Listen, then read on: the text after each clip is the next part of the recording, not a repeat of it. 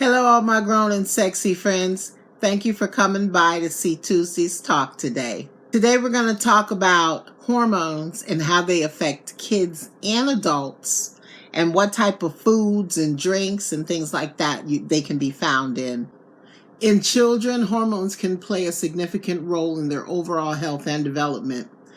Things that can be affected are abnormal function and of the endocrine gland, hormone imbalance, abnormal growth and growth regulation, abnormal sexual development, mood, tissue function, and metabolism.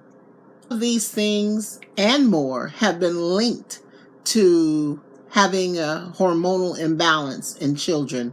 Okay, that's not good because of the way that it affects them. It can affect their overall growth, their overall health, and that's not good at all, okay? Hormones are actually what causes the body to grow and to stop growing, okay? And that's because hormones travel to different parts of the body through the cells in the body, okay? And they control and regulate your body processes. I was looking at kidshealth.org and understanding puberty, okay?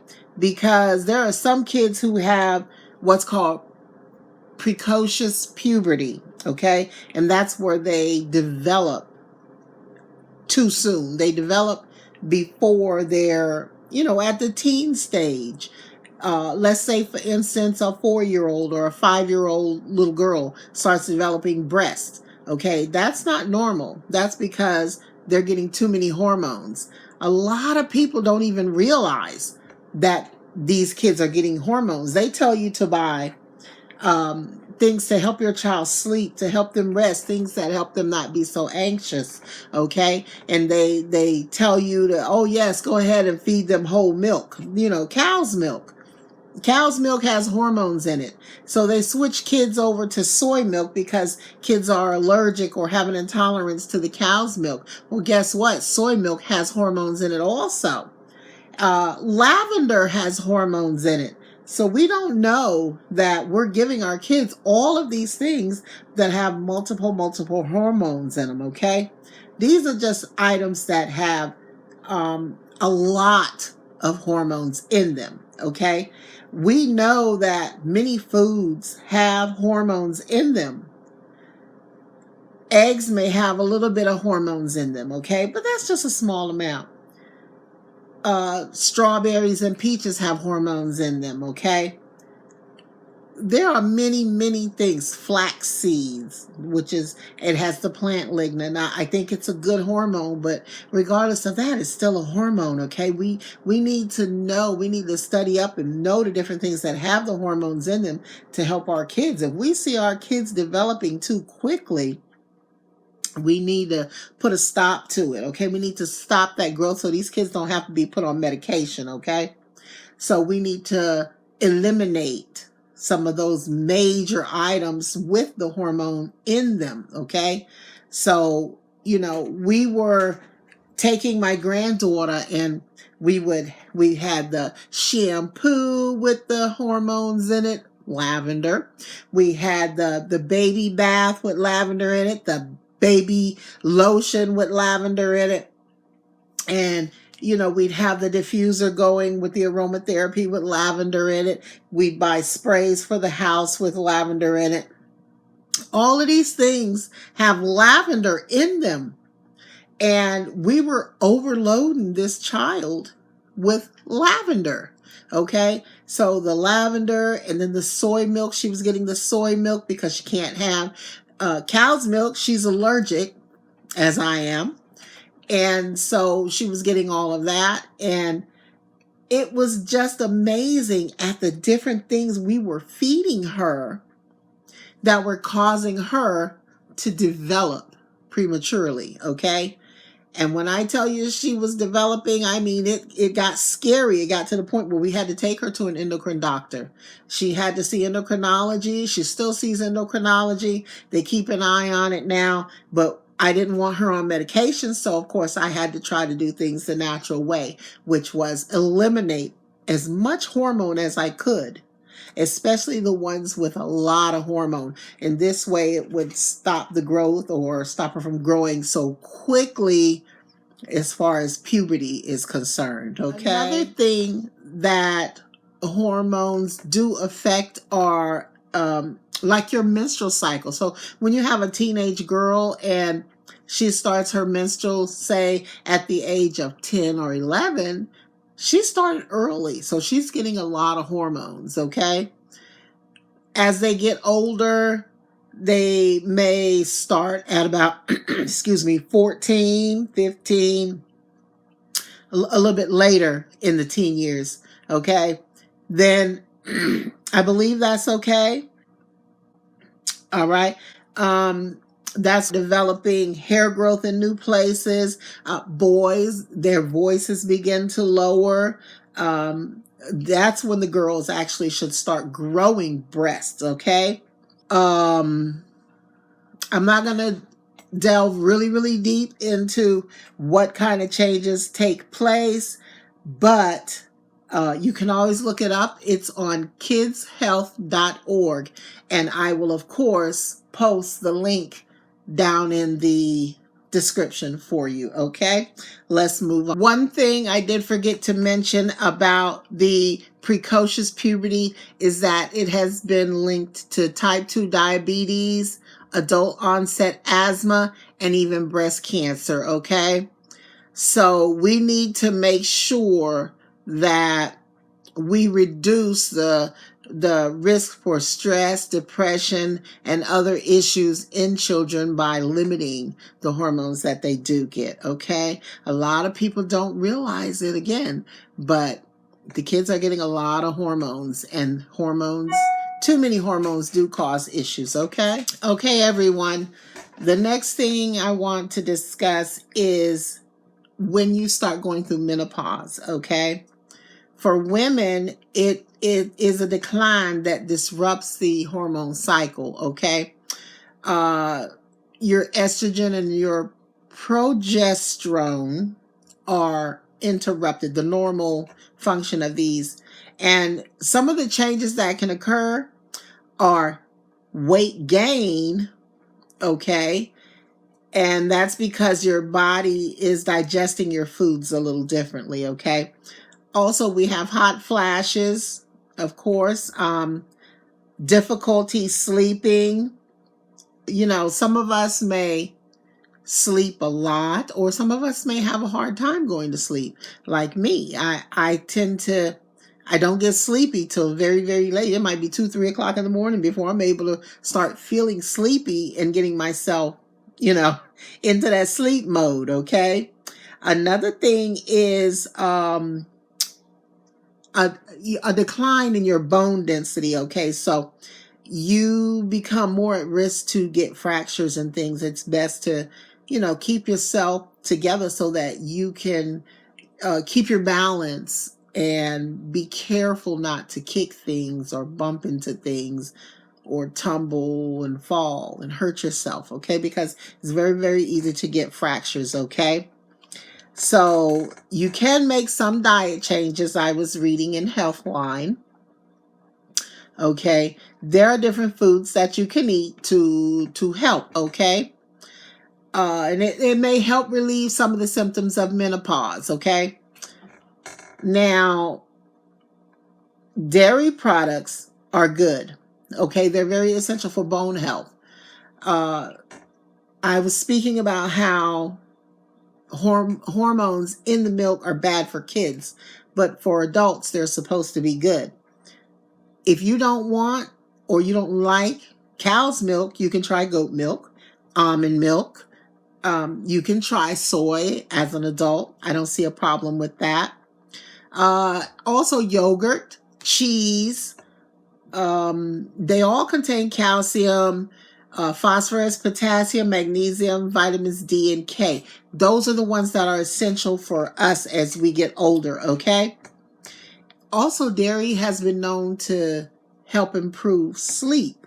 Okay, some people used to have a little warm milk before they went to bed. Okay, so either way it goes, we know that the milk is something good to use. Okay.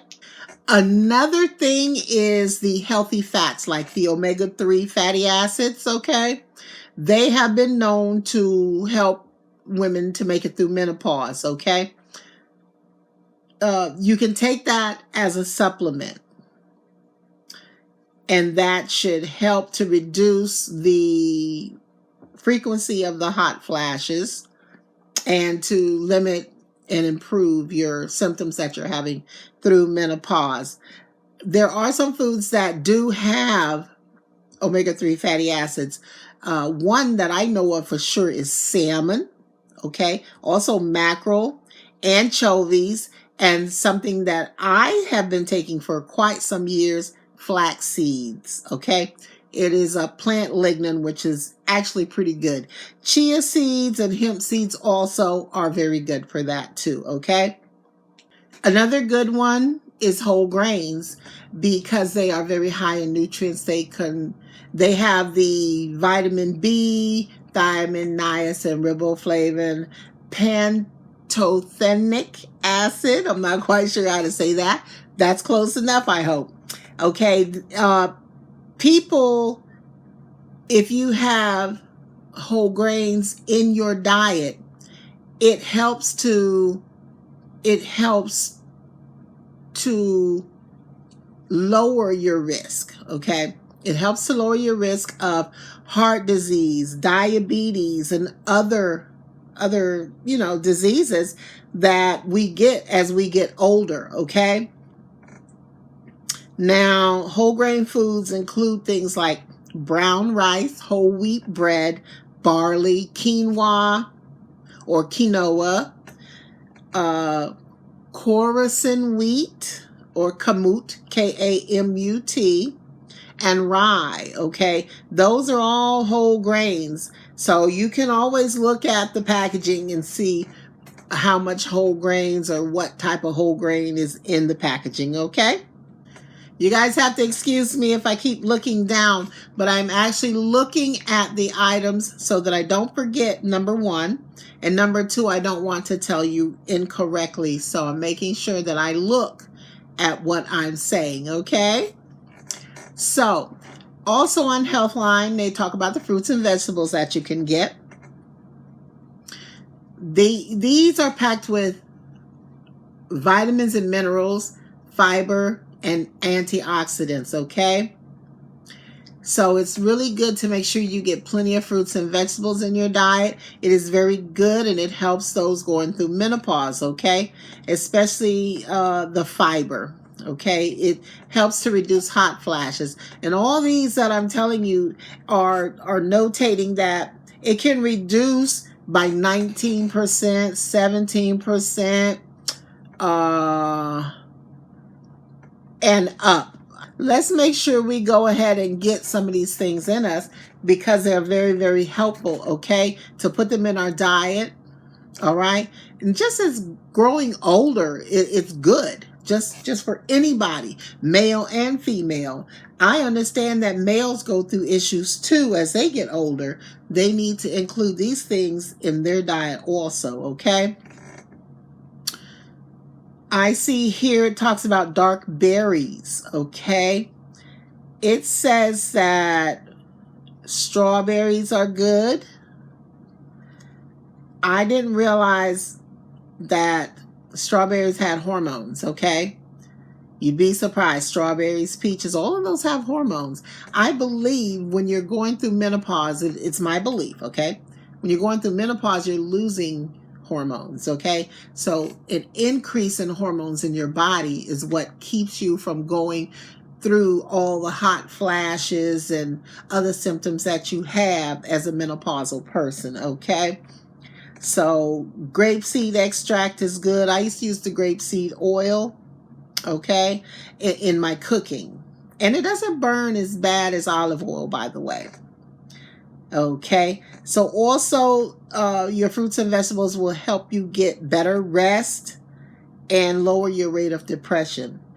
Phytoestrogen foods are contained in things such as soybeans, chickpeas, flax seeds. Did I say flax seeds? Peanuts, barley, grapes, berries, plums, green and black teas, and a whole lot more. Okay, so let's make sure we get some of those things in us if we're able to. It can help to raise our levels 14% and up.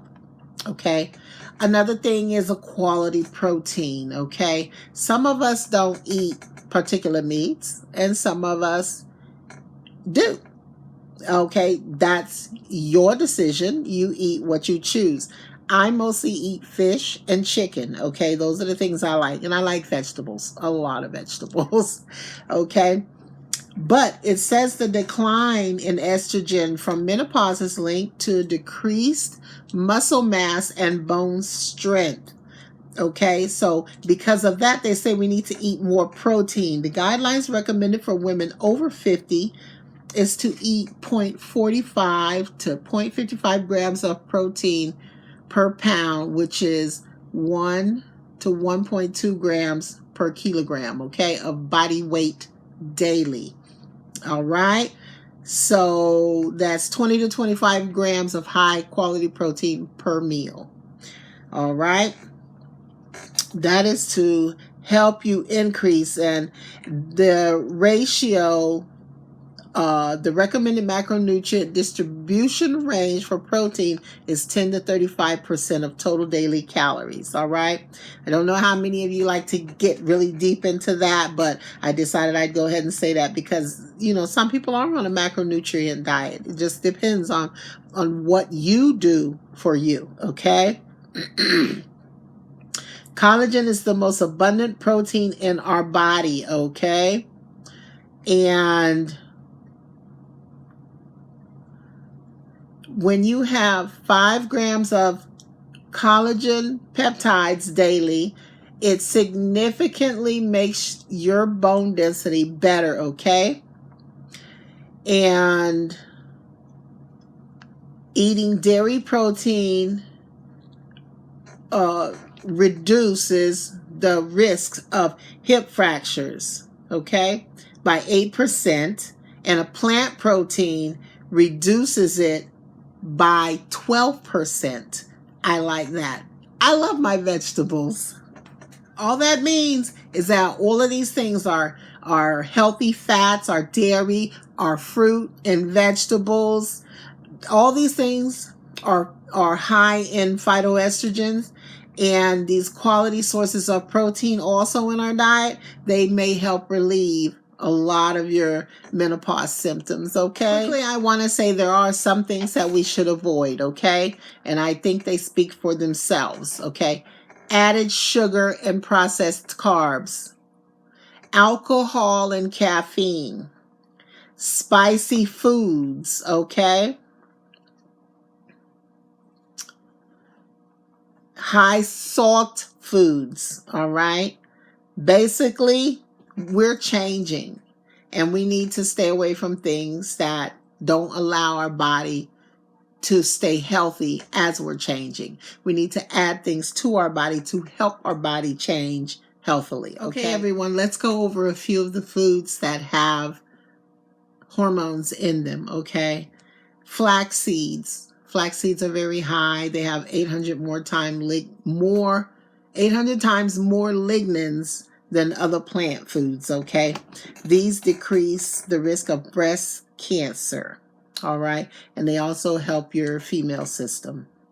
Okay, everyone, soybeans and edamame, such as tofu and tempeh, those things are rich in protein and also vitamins and minerals. Okay, so they have a lot of health benefits of soy products, especially in adults. We're not talking about children, we're talking about adults. Okay, so they help to keep the estrogen levels where they need to be. Some people take a protein supplement, and it's usually in soy. Okay, also it can help protect against certain types of breast cancer. Dried fruits, I didn't realize were chock full of like fiber and also other nutrients that we need. So they provide a good healthy snack, okay? Sesame seeds, same thing. They have a delicate nutty flavor and they have a crunch, of course, and they have very important nutrients that are good and that may help the estrogen levels of women who are in menopause and postmenopausal also, okay? Garlic. You know garlic is good in your food, but it's also good for you. Some people actually take garlic supplements, which is fine, okay? But it shows that it does help the estrogen levels, okay? So that's a good thing to have there. Peaches. I can't have peaches, but for those of you who can, peaches have lignans in them. Again, lignans are very good for your female system, okay? They're packed full of vitamins and minerals, and they are very good for you. It says that it also decreases the risk of breast cancer by 15% in postmenopausal women, okay? Berries. Berries are also chock full of vitamins and minerals, and also your fiber, okay? This berry kick is very good for strawberries, cranberries, and raspberries, okay? Berries that are rich in phytoestrogens are strawberries, cranberries, and raspberries, okay? So get your berries in. Another one with a good amount of lignin in it is wheat bran, okay? Wheat bran is very good, and also it has a high fiber content, okay? So it is rich in fiber and it helps decrease estrogen levels, which is what we need, okay?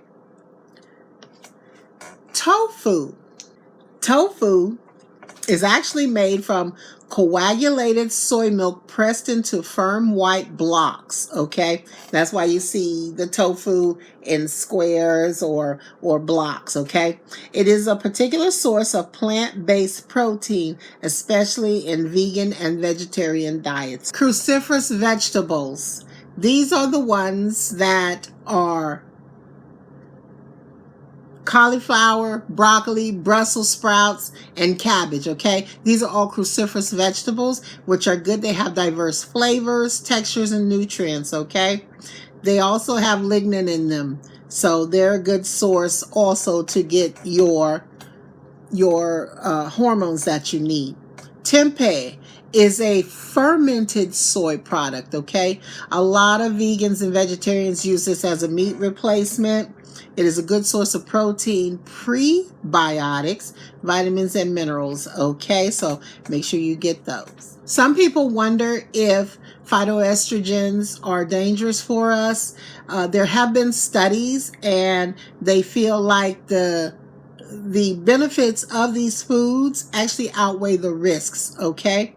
These foods, some people were concerned that they may cause infertility, okay? But the studies in the research was conducted on animal models, all right? Also, the breast cancer that people were concerned about, the study actually shows the opposite, that it doesn't increase the risk of breast cancer, but actually that it decreases the risk of breast cancer, okay? The effects on male hormones, there is no effect on male sex hormones in humans, contrary to the belief that there is not, okay? Decreased thyroid function.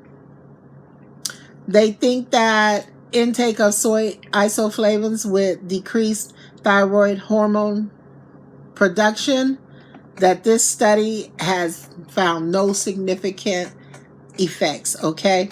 So let's just be careful what we give ourselves and what we give our kids. Let's do it in moderation. Make sure that we're getting enough and not too much, okay? We can look it up. I go to healthline.com. I go to kidshealth.org. I go to WebMD. I look these things up on sites that I know are fairly decent sites to go on, okay?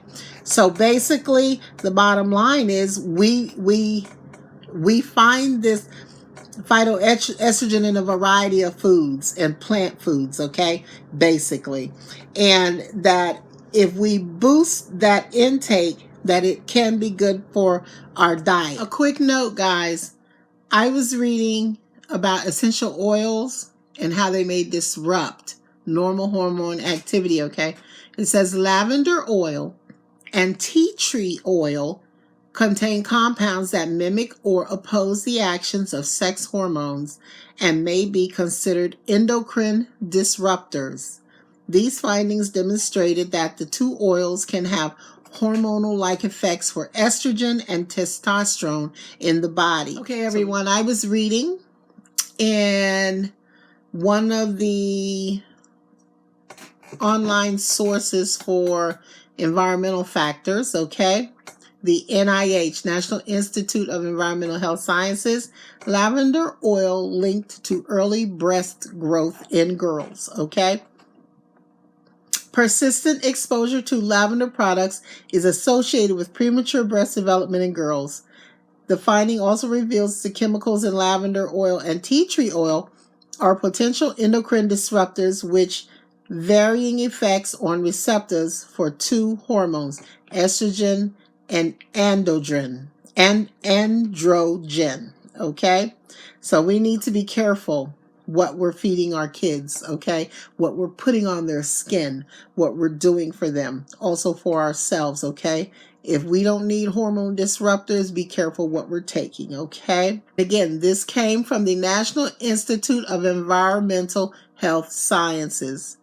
Oh, you guys, thank you so much for tuning in to my video. Don't forget to hit the like and the comment button, and also hit the subscribe button so that you'll always continue to get the talks that I provide or any other videos that you might want to see.